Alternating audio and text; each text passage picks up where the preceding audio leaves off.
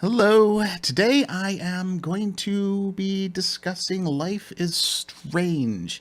The video game Life is Strange, not the fact that life is in fact often quite strange. I was quite surprised with the game.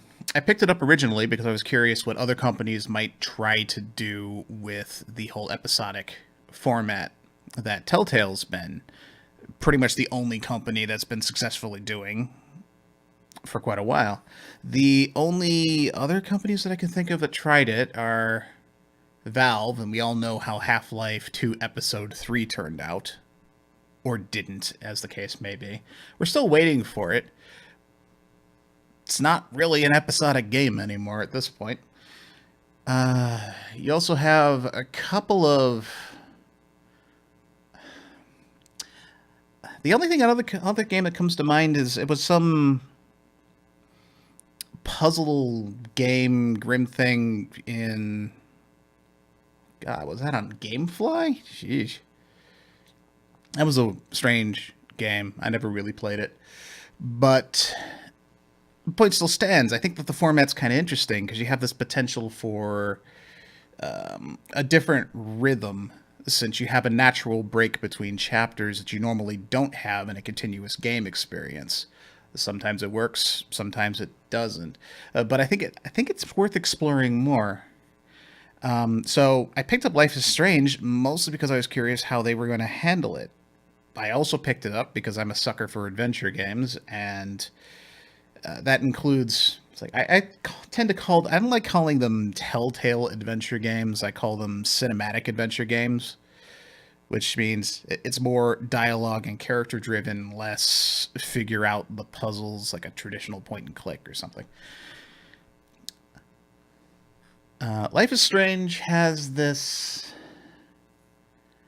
Uh, it's hard to say whether or not it is going to be just a decent game or it's going to be an excellent game at this point. We only have the first chapter to judge it off of.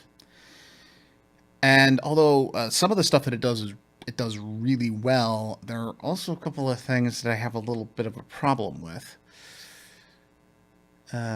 First of all, the art style. You got this great painted style. All the backgrounds are big splotches of color and everything. The only problem that I have with it is that some of the posters and various set pieces, when you look at them, look like somebody literally took a photograph and put a Photoshop filter over it of posterization, or they just splotched paint over somebody, and it's just like a well, it's a rotoscope. That's not a problem. It's just that it comes across as very quickly done, which can feel a little bit lazy, but given the amount of background objects that they let you actually look at, I can kind of see why they might have gone that route. But overall, at least it's very consistent with the art style, and the art style is memorable.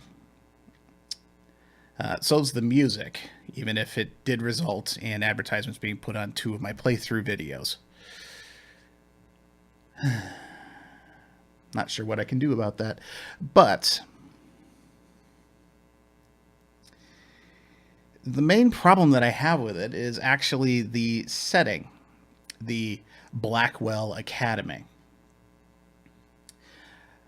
At first, I wasn't quite sure what the heck the school was even supposed to be. I mean, it looks kind of like a high school, but it's got dorms, and you don't typically have dorms at high schools.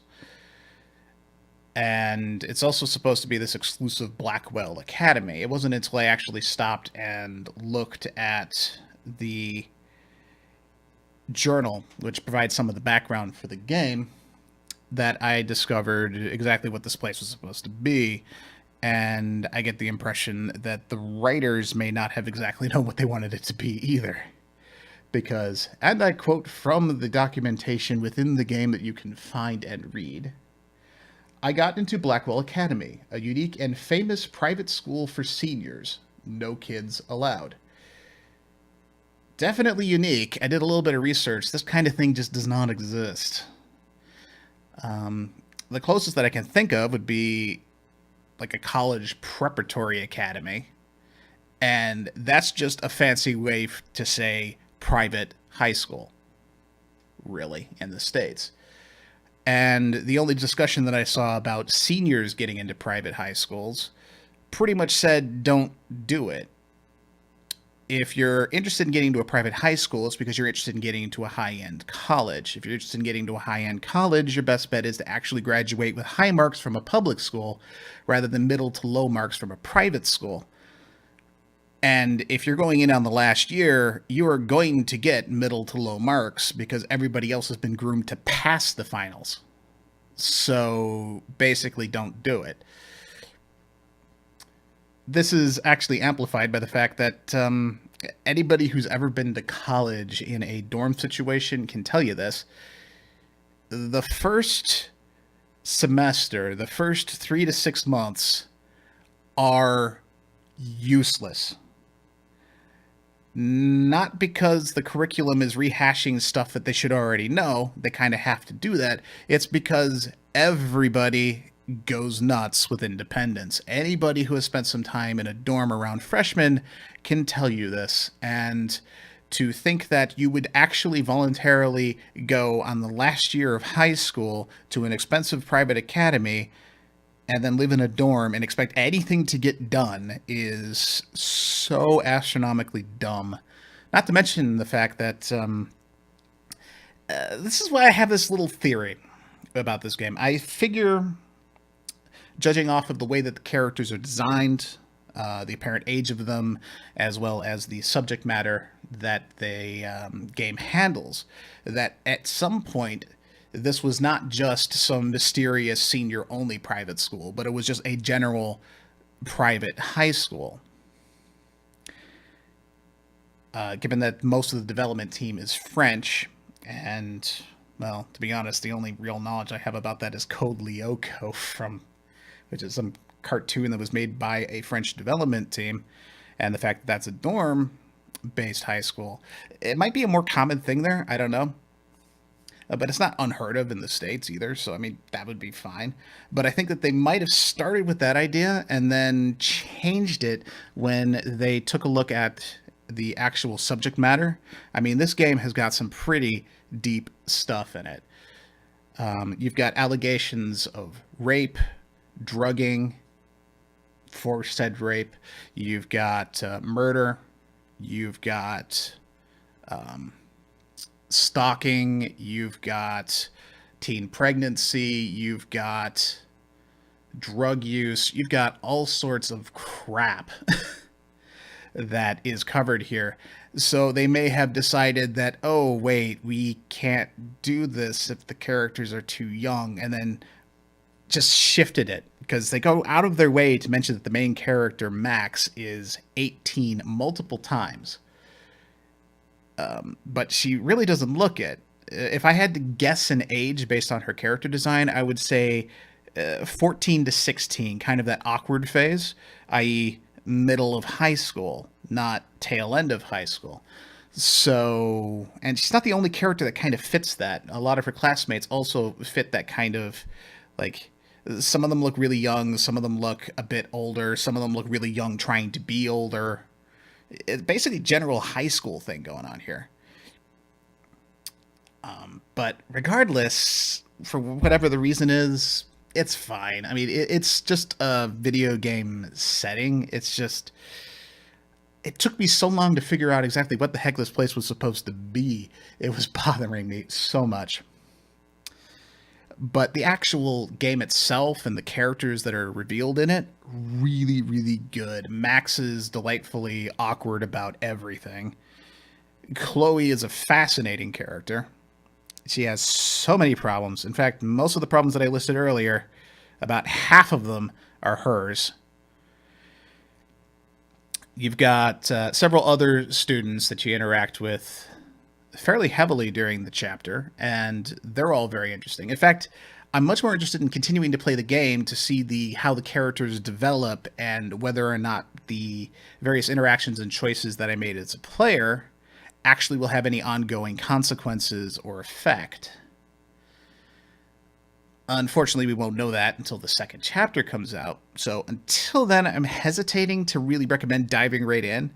But there is the potential here for this game to be absolutely fantastic. And even if it flops, if they keep the writing at the same level that it is currently, it will still be a good game, but it just has that potential to go just a little bit further. And I'm hoping that they are polishing up a few things, like the overuse of not leet speak, more like internet speak. A lot of the dialogue feels a little awkward. To be fair, most of this comes from Max, who is supposed to be a little awkward, but you've got terminology from several different circles kind of all being dumped together. It basically reads like a combination of a YouTube video and a teen drama from Nickelodeon, which means some of it can be a little cringeworthy. But it's not that bad. I didn't find it too offensive. I do wish that the characters weren't quite so stereotypical at times, but there are definite signs that they are kind of starting with them being stereotypical and then they're building them into other characters or more complex characters. So just using that as a basis, and I'm fine with that. The other thing I want to discuss is the whole, like, the core gameplay mechanic of this game is this time rewinding ability that Max has. It's both something that I find really, really interesting and something that I think kind of ruins the game in a couple of ways too. We're talking about a game that primarily it follows the Telltale style of your choices are supposed to matter, except you aren't really penalized for making choices since you can always back up time and try again. So you can test the waters on pretty much all conversations. So the number one way that you use the time rewind mechanic is to quite literally brute force conversations. You walk up to somebody and you say, "Hi, can I borrow your quadcopter?" And the answer will be, "No, you don't even know what it is. You think it's some kind of military thing or whatever." So you're like, "Oh, that's bad. Rewind time," because now she won't talk to you. She'll just put you down for not knowing what the quadcopter is. And you just repeat the conversation with the information. And then suddenly your character's like, "Oh, yes, it's great for photography." Max is obsessed with photography. And then it just completely changes. And on one hand, that's really interesting, but on the other hand, that's the number one use that they used it for. But there are hints that it could be used for much more interesting things. Because there's two puzzles in the game that really require it. One of them is trying to get into the dorm room. I won't spoil the solution, but it is integral to that. And the other time that it's used quite interestingly is during the finale, where you have to time things properly. But even that kind of raises a couple of questions as to how this thing actually works. Since you could rewind time, but not your memories, you also keep your inventory. This is established once, the only time that you really use the rewind with an item in your inventory to, hold on to a hammer. Gets a little weird. So basically, you're rewinding time except when you don't, and it's for everybody around you except when it's not, and it's a little weird. But generally, I mean, it's a gimmicky little gameplay mechanic, but it's got some potential for some interesting puzzles later on. I also find it very interesting that they have this system where you can, it's like, even though you rewind time and you undo the event that caused it, Max will still have knowledge of things. So there are points where, for example, you can open up some documents and find out information, and then you can undo opening them so that there's no evidence that you did. But she will still remember that, and she will still remark about it. And that has some serious potential for actually making your choices matter, even when you don't actually take another choice.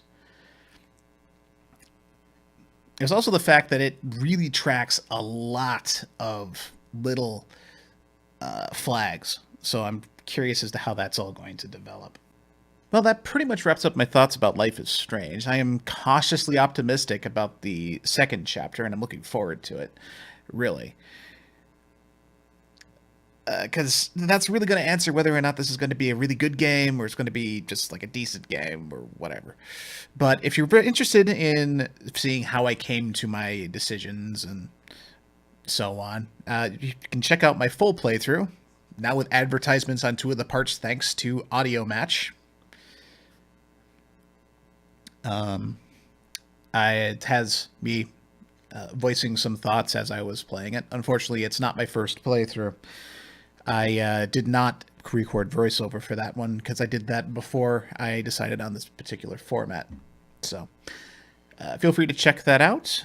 Next week, I will be talking about Resident Evil Revelations 2, probably. So if you're interested in that, stay tuned. Till then, thank you for watching.